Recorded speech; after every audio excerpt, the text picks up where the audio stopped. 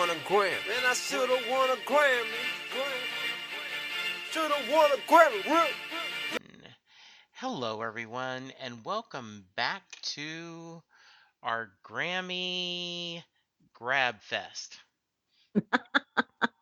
That's something. Uh, Like that. yeah.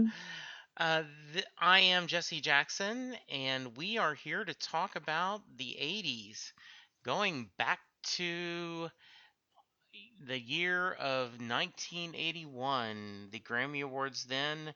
Joining me always about all things Grammy is Rosemarie. How you doing? I'm good. How are you? I am great. Excited to spend another little bit of time talking about some music back in the 80s. Oh, my favorite decade. Absolutely.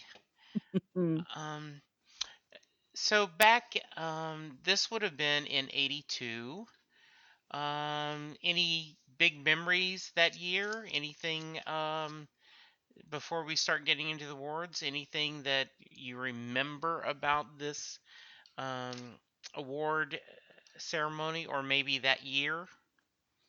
No, that was like the first, um, probably one of the first years that I didn't actually get to see it on TV Okay. because I was in Germany and I got stationed over in Germany, 1980.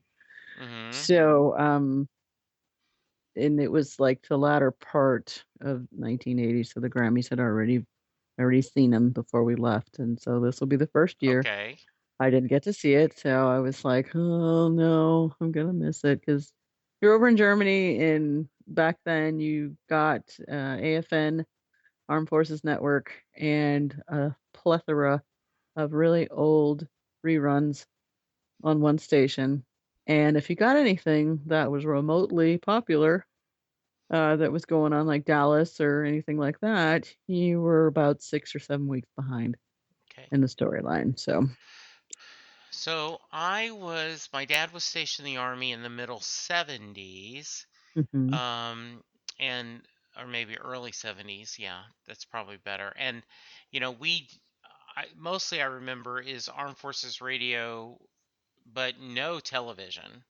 And Yeah. so that was that 9 months or so.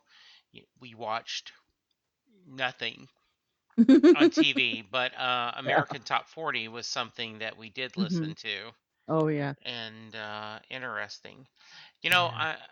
I'm kind of going through hits of, according to our source Wikipedia. Mhm. Phil Collins released his first solo album in 1981. Wow. Rush released Moving Pictures. Nice album. Yes. Let's see. The Go Go's moved to IRS Records. Mhm. Eddie Van Halen married Valerie Bertinelli. Yeah, I remember that. That was And awesome. I had a massive crush. Still kind of do to Valerie Bertinelli. Gonna admit it right Yeah. there. Well, 'cause she's a cutie, Yes. Ringo Starr and Barbara Bach married. which was very peculiar, but Yes. yeah. Um, we are going to talk a little bit about Sheena Easton. Yes, we are. Hope we Morning kind of did, Train. right? Yes. Um, in June, U2 appeared on The Tomorrow Show with Tom Snyder. It was their Wow. first U.S. television appearance. Nice. Yeah. Yeah, they were really up and coming back then. Yes. In August, MTV broadcast for the first time. Yeah. Yeah. Um, did kind of interesting. I do remember I did not attend, of course, but Simon and Garfunkel doing a free reunion concert. Yeah, I they one of those things, and this is how you learn back, you look Hmm. back on things and this is how you learn. Yeah, Never say never, yeah, because they were never going to be right. together ever again. Yes. Yeah. And so, kind of that's a little bit what's going on. Yeah. So let's move to our award ceremony. Let's So go. new artist, Mhm. and the nominees were Adam and the Ants, Luther Vandross, the Go-Go's, James Ingram, and Sheena Easton. Amazing. Just amazing. You look back on that and you go, wow. We had talked about in last episode that sometimes um, the list of new artists did not stand the test of time. No, they didn't. But I would argue all five of these, uh, and I never was an Adam and the Ants fan, but I Mm-hmm. certainly recognized, that for their fans, they were huge. Mm-hmm. Pretty solid five nominees. Absolutely. Absolutely. So yeah. Yeah. And Sheena Easton ended up winning. Yeah, I think she was kind of an anomaly. They just, thought, oh wow, look at her. She's pretty. She's got a big voice and she's from Scotland. And, it was kind of like one of those things. You look back on Morning Train and songs like that, and it just, yeah, I sang them. I will admit, they were on the Sure. radio and I caterwauled like the best of them. But Yeah. you look back on that and you're going, Hmm. really? You couldn't have gave it to the Go-Go's, Yeah. or even James Ingram or Luther Vandross. You look back, no Luther Vandross. Are you kidding me? Yeah. you know, It there certainly seems the Go-Go's had a little more staying power, as did James Ingram and Luther Vandross. yeah, So yes, but you're right. I mean, Sheena Easton was a force, and that Morning Train song, which is peppy and fun, and it's made for radio play. definitely. Yes. Definitely. Um, so we are not sure if this necessarily um, did they got this right. We would say they didn't, right? Yeah, yeah, I would think that she probably. I would like to think she would have went on. Because she did. She went on to do a Bond song, for one of Yeah, For Your Eyes on absolutely. Me. That was an amazing song. Lily Hmm. loved that. And then I don't know, she kind of changed things up after she got with Prince, and then I don't know, she kind of faded away. Yes, So, absolutely. All right, so let's move on to Song of the Year. Now, just a reminder, Song of the Year is the one that went to the composer. mm, And in this year, they had Arthur's theme, The Best That You Can Do, mhm, written by a committee: mhm, Peter Allen, Burt Bacharach, Carol mm, Bayer Sager, Christopher Cross. yeah, that's Um, yeah, true. Lionel Richie, Endless Love, Dolly Parton, 9 to 5, Mhm, Bill Withers, William Sattler, Ralph McDonald, Just the Two of Us, mm, and then Donna Weiss, Jackie Dale Shannon, Bette Davis Eyes. yeah. Um, so I always a big fan of Dolly Parton. Me too. So I certainly appreciate the 9 to 5. Mhm. Endless Love's a little corny. Uh, Yeah. yeah, but it was definitely of the period. Mhm. Um, I don't know about you. When I think of Just the Two of Us, I now think of Will Smith and his son rapping. Back the I remake. yeah, I do. That's just not really the first thing that comes to my mind, but I do remember that they did that. Yes. Just the two of us, Bill Withers. I just, Hmm. he just was an amazing, Yeah. person to have got such a late start in his musical career Yeah. and then just took off. Hmm. It was just awesome. Yeah. I always appreciated him for Hmm. being who he was. Yeah. I always liked that song, Mhm. Just the Two of Us. Absolutely. Yeah. And then let's see. The best that you can do. We kind of talked Christopher Cross a lot last episode. It is what it is. It's Mhm. the Arthur's theme. Yeah. Um, definitely a place in time. Mhm. When they kind of did the remake, some of the alcoholism themes kind of came up. Yeah. Yeah. But yeah, and then the eventual winner was Bette Davis Eyes. Oh yeah. So, what's your thought about that? Honey, let me tell you. Yes. The very first time I heard that song, I thought, "Who is this? What's wrong with her voice? Why does she sound so raspy?" Hmm. And I'm listening to the lyrics and I'm listening to the song and I'm thinking, "Wow, I love Bette Davis. I totally love Bette Davis." Yeah. And for them to make a song titled Bette Davis Eyes, I was like, "Okay." See, that's to me, that's like an '80s thing, because you didn't have anything like that back in the Yeah. '70s. So, it was just like, "Okay, this is unusual. I like it," and then, of course, later on, you watch the video, and it's surreal, and Kim Carnes is totally amazing voice and just has this presence, and it's like, "Man, this is a good song," and it's not a typical good song, it's an unusual good song, and I really think the people at, the whoever votes for these, they were really thinking outside the box that day. I really do. 'Cause What's amazing is this stayed number one for 9 weeks. It was non consecutive. Mhm, Stars on 45, which mm, was, for a while there in the 80s, we had those whole medley hits mhm, that, mhm. we would do. Yeah, Um, and, but it stayed on forever. It was definitely it was the best selling single that year.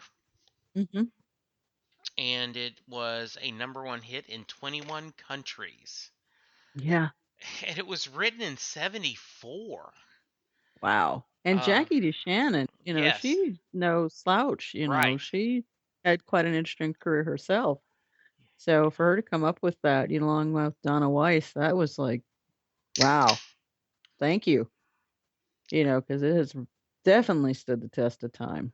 Absolutely. And what I thought is very funny, there's a little note here that Betty Davis wrote letters to both Kim Carnes and the songwriters, thanking them for making her quote unquote a part of modern times. Oh, wow. And after the Grammy, she sent them roses. Oh, that's so I thought wonderful. that's very nice. Yes. Oh, I didn't even know that. That Uh is huh. so awesome. Yeah. Yeah, that's So very nice. Um, so you do not have a problem with this being the top song of no, the year. no, I do not. Not in the least. I don't either. Yeah. It is. Um, I think it's a unique song. I think it was really put together well and very very nice. Oh, yeah. Yeah, they did some great stuff with it Yeah, musically too. absolutely. No.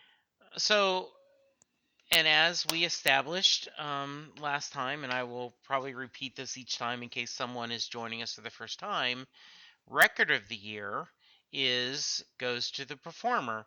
So often there is a duplicate.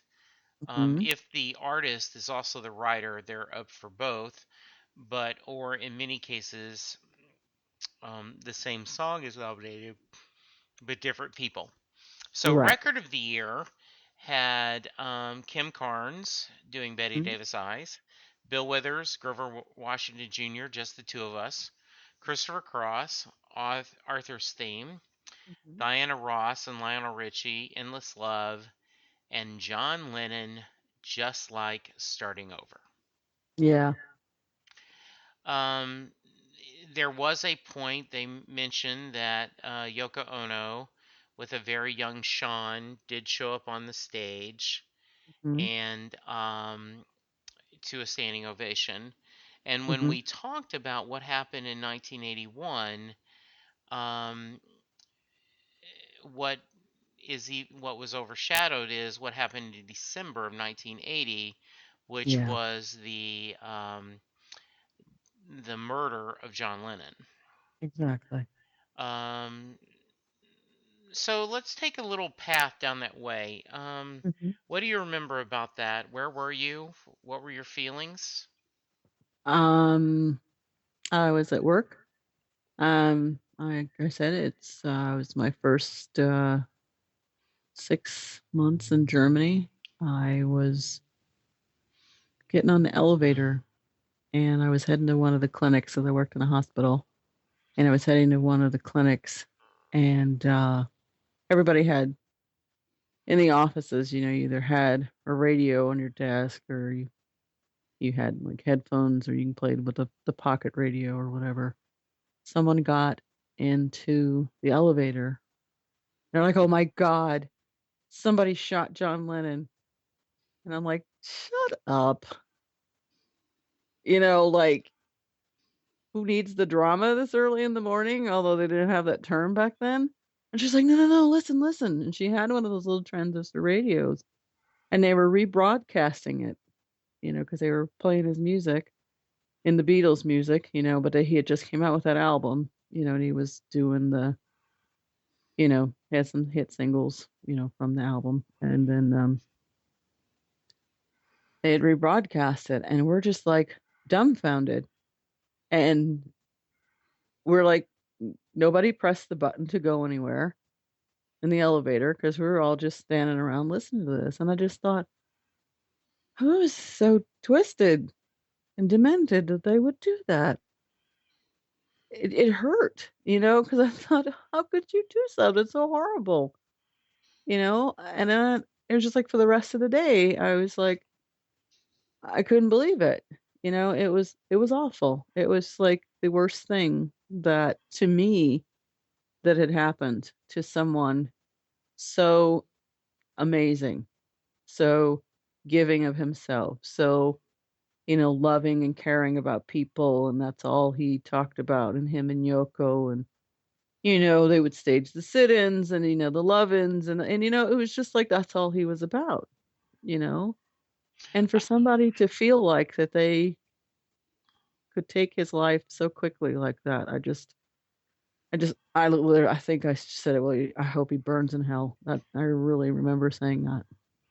yeah, I was working overnights at the time as a dispatcher for a truck line, Mhm. and I worked 6 p.m. to 6 a.m. And I remember um, basically finding out like through the news. I did not watch Monday Night Football. I know that's one of the famous of people Mm. talking about, and they often play that behind the scenes where the producer is saying that John Lennon has been shot, Mm. and how are we going to do this? And Howard Cosell, and then like, okay, I'll do it. Um, Mhm. but Nova 104 was the album oriented rock station that I had a lot of friends working with at the time. Mhm. And I remember calling early, like at 5 in the morning or 5:30, and I do not remember the DJ's name, but he was, we just talked for a few minutes and we couldn't believe, how this was. And he was playing Beatles songs, and they were playing some from Double Fantasy. Mhm. Um, and this is a cliche, but I think it's really true. For this generation, this was similar to um, everyone knows where they were when President Kennedy was shot, or Exactly. when you heard word about Pearl Harbor. Mhm. And I think later the Challenger blowing up. Mhm. But for this was, I think, the first time we were kind of, oh, I can't believe this is happening. Mhm. And and it was just so odd because they had just recorded the album Mhm. and he had started to do press. I know Playboy was going to Mhm. have this full interview with him, and I Mhm. remember there's a discussion. He's, oh, wasn't the '70s horrible? And isn't it good to be back? And oh, welcome to the '80s.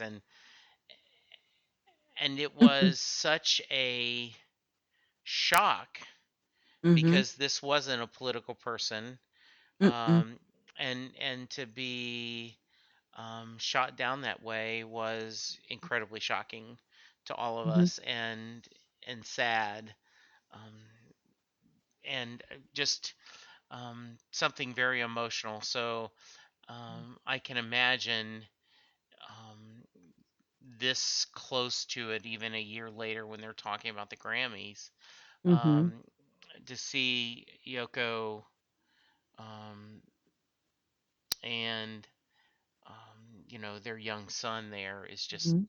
Mm. heartbreaking. Yeah. So um, the so now then going back to record of the year, Mhm. um, I would have thought John Lennon may have gotten it for sentimental reasons, just like starting Yeah. over. Yeah. Um, but they gave it to Kim Carnes, Bette Davis Eyes, Mhm. for I think all the reasons you said why it got Song of the Year. For Mhm. Record of the Year, Kim Carnes did have a great voice. It Mhm. was a great song. Um, I may have argued just like starting over may have been a little bit better of a song for me, Mhm. but I don't know if I can't say they got it wrong by giving it to them, to Betty Davis. Yeah, I honestly I was surprised Yeah, because if Hollywood, and I know Grammys are Hollywood, everybody's, right, in the entertainment field's Hollywood. Hollywood's anything, they're sentimental and right. nostalgic. And they love their posthumous awards. Yes. And for them to not give this to John Lennon, I Mhm. thought, "Oh, really? Okay. Yeah. Oh, poo." Because you kinda thought, "Oh, okay." Mm. Mhm.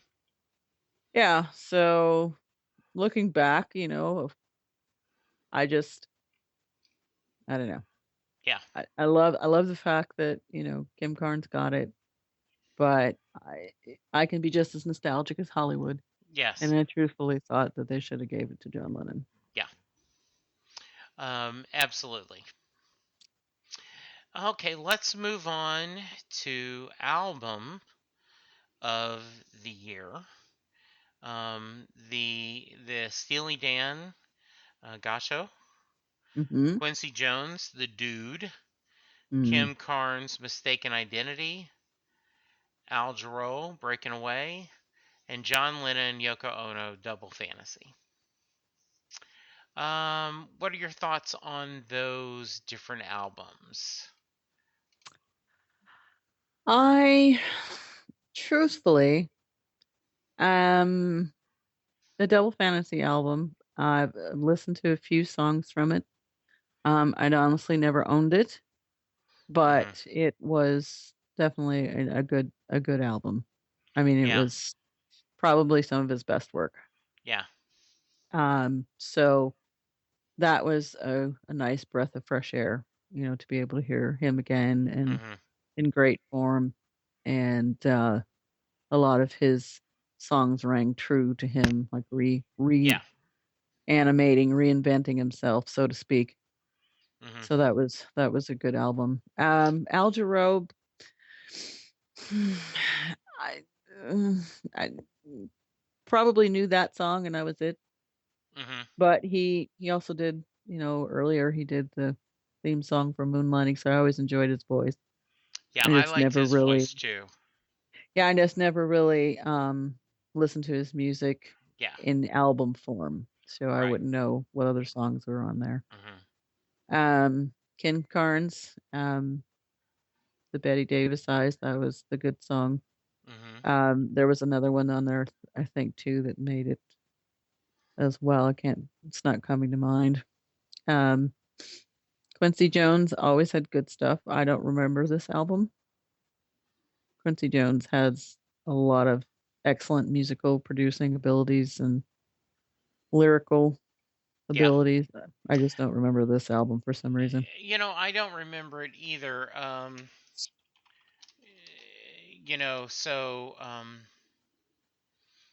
Yeah, I got nothing. I know that he was the big winner of that year. He won like 5 different Grammys. Yeah, So, yeah, yeah. yeah. And the Steely Dan album, I like Steely Dan for some of their songs, but I didn't Mhm. listen to them on a regular basis. But I remember some of the singles coming out of this one were actually pretty good. Yeah. Well, I'm looking at Double Fantasy, just like starting over. Um, Beautiful Boy, Watching the Wheels, and Woman were four, I believe, songs that got airplay. Oh yeah. Um, and I think while they may have been, I think they were sentimental in giving Album of the Year. I also think that may have been the right choice. I think Right. Double Fantasy by far is an album that the significance not only of him getting back to making music Mhm. after that decade of not doing much. Mhm. Um, and it's not a true decade, but I understand he had been significant, taking time off and Mhm. just doing whatever he wanted to do, Mhm. whether you're baking bread or, as some said, more practical hash brownies. Mhm. Yeah. He was enjoying his life, Yeah. and it was. I think it will remain a tragedy that when he's decided to come back and uh, give, be creative and share of himself, he cut down way too young. Definitely. Yes. But it Um, was well deserved.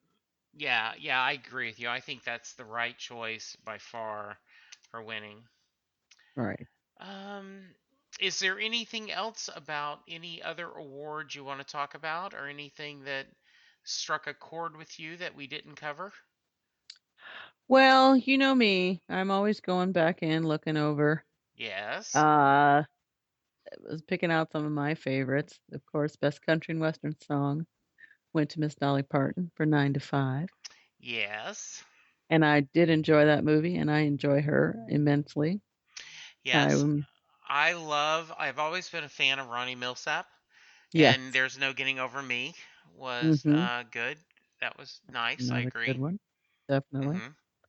A lot of the didn't listen to a whole lot of jazz, but I did listen to jazz. It was earlier stuff. I see Ella Fitzgerald won Best Jazz Vocal Performance for Mhm. Female, which is awesome. Yes. I And Al Jarreau did win a Grammy. Yes, He he won did. one for Blue Rondo a la Turk Yes. for Best Male Performance for Mhm. jazz vocal. I like Manhattan Transfer's vocal styling, so it was neat to see them get a jazz performance. Mm. Michael Nesmith, Yeah. the monkey that wore the toboggan cap, Huh? Yeah. won for Video of the Year, Elephant Parts. Yeah. Yes, That's pretty interesting too. it is. Um, I'm looking at Best Rock Instrumental Performance and these names. Rush was nominated for YYZ, The Yes. Dregs for Unsung Heroes, The Police, Kraftwerk. Did Mm-hmm. not know that. That's awesome. Oh. And Robert Fripp. And then The Police ended up taking it for Behind My Camel. Oh. And to this day, I've never heard that song, so it makes me kind of want to Oh. listen to it. Best pop instrumental was the theme from Hill Street Blues, which Love is that a show. song I love to hear, and I love that show. Manhattan Transfer, Boy from New York City, which I start humming right away when I see that. Yeah, And Al Jarreau won a second one for best vocal performance under pop for Breaking Away. sure And did. then to Linda, my better half's great disdain, Rick Springfield, Jesse's Girl. Ah! She hates that Oh, song. Oh, oh are you Jesse's gosh. girl? So, That's hysterical. I was actually going to make a snide comment about that, but you beat me to it. yes, So I guess the only one I don't want to say the only one I'm left with that I noted was the best pop female vocalist. And you got Juice Newton, Kim Carnes, Sheena Easton, Olivia Newton-John, and Lena Horne. And just to go true to the lady, she beats them all out. And I yes, thought, way to go, Lena. absolutely. Yeah, Yeah, Police won for Don't Stand So Close to Me, which is a great song. that's a great song. So, yeah, so very cool. All right, so overall, we think the Grammy voters got it right for this year. Yeah, yeah. Like I said, you look back and you think, they're allowed to have their peculiarities, I suppose. But then again, it's all about what's popular. I mean, you and I can talk all day about 1981, Yes, but to actually transport ourselves back there physically and try to remember the era and the nuances and the kitsch and everything about 1981, the 80's really hadn't come into their own yet.